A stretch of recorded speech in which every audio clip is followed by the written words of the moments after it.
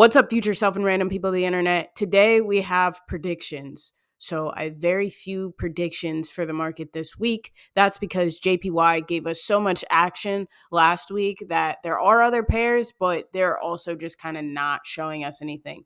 So first I have Odd Chef. And here, really, all I'm looking for is for this thing to come down from this weekly area of interest. Personally, I think it's there now. I really do like the fact that it has two rejection candlesticks. I like the fact that this daily has a double top. The daily is bullish, which I'm not a huge fan of, but I do like that double top. And another thing is we have a daily key level within the weekly area of interest. Looking at all these things, when I go down to the H4 and I see that the H4 is bearish, it makes me want to get in right here. Now, I know that I should be patient and wait for at least a retest of this area, kind of is what it's doing now. But I really should wait until it comes down here and retest here. My only thing is, if I do that, then I feel like there just might not be enough room. Actually, there is enough. So maybe I should wait.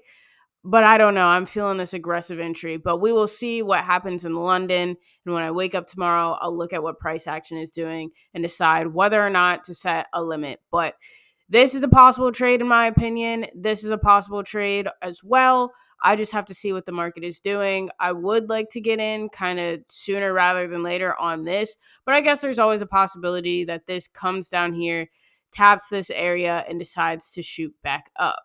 Next, we're looking at Euro GBP. Something that I have to say about this pair is most of the time when I'm looking at it, it has a super large spread. So who knows, even if this pair does set up, if I'll actually get into it. Some caveats to notice is that this could be considered bullish depending on how you look at the market. Me personally, and especially for this trade, I am considering it bearish, but you could consider it bullish. I'm considering it bearish, and we're going to see what happens here with the weekly looking like this. This is a reasonable area for it to come back to. It would make more sense if it came back here on the weekly, but when we go down to the daily, it just makes sense for it to come back here and reject to be able to take a trade from here. Also, it's both a daily and a weekly zone, so that's nice as well. I will be looking to trade this. CAD JPY and also USD JPY, which we'll see next, are pairs that could potentially set up, but I'm not too worried about them at this moment. Now, it might change during the midweek check-in, but for now, I'm not really worried. I'm just going to see what happens here.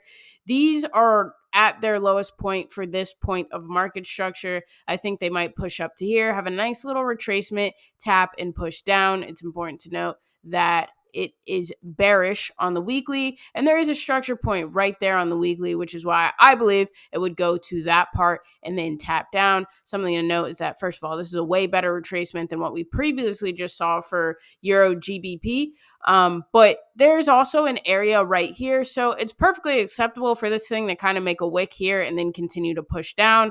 I would not get in it at that point, but it is possible that that's something that this thing does. USD JPY is pretty much the same thing as CAD JPY. We are looking for this thing to come back. There's sort of a structure point here. It's not great, but we're looking for it to come back and then potentially push down.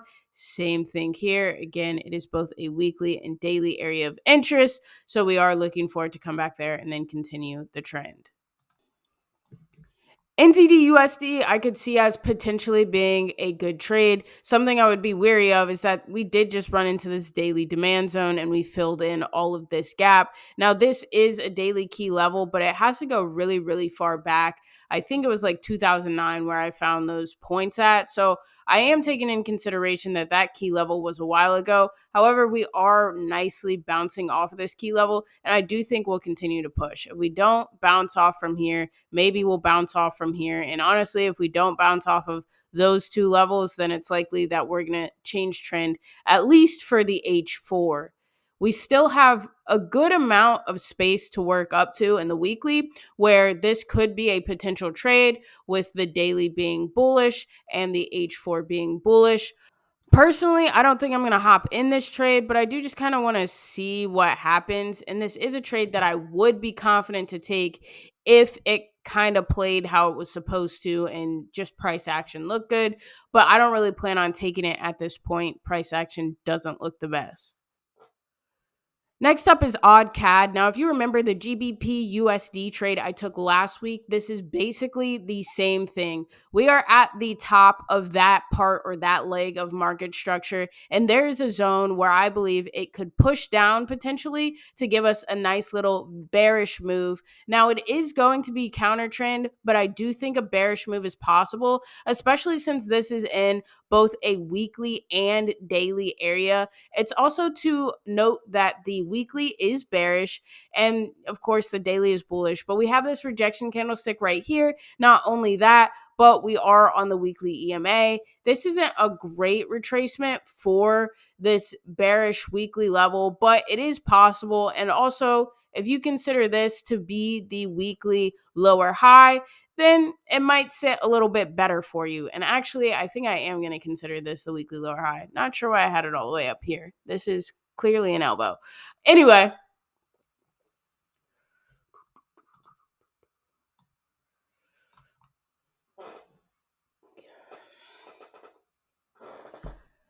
and finally, we have odd JPY. Just like CAD JPY or UJ, I really do see potential in this thing coming back to the area that is shared with the daily and the weekly. However, it is at its lowest point for this leg of market structure, so I'm not too worried about it or too pressed about it. Now, when we look at the H4, we see that it did reject this area beautifully. So this one would honestly make a lot of sense if it rejected from here more than the other ones. But again, I'm not taking a trade from there. These are just some trades that I'd like to watch. These are the pairs that I'm looking at to start the week out. It might change with midweek check-in. Maybe I took a trade, maybe I won a trade, maybe I lost a trade, or maybe there's just pairs that I'm no longer looking at and there's new ones that I'm interested in. Either way, we'll find out during that midweek check-in. Thanks again for watching, and I'll catch you in the next video.